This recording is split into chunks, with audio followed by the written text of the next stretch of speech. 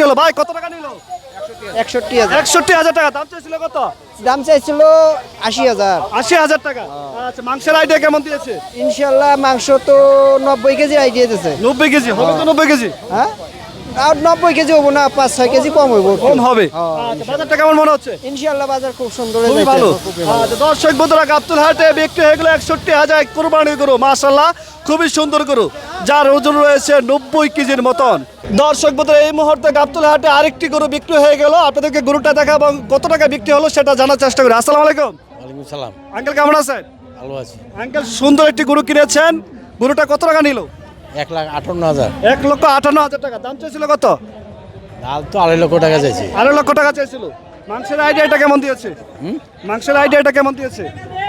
ওরা তো কইছে আপনি 5.5 বা 6 মন। 6 মণ হবে। আচ্ছা, বাজারটা কেমন মনে হচ্ছে? আচ্ছা, একটু চড়া আছে। একটু চড়া এরকমই থাকবে নাকি কমার সম্ভাবনা রয়েছে?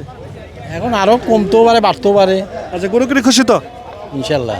আচ্ছা, দর্শক বন্ধুরা, বিক্রি হয়ে গেল সুন্দর গরু গাবতলী হাটে 1,58,000 টাকায় কোরবানির জন্য।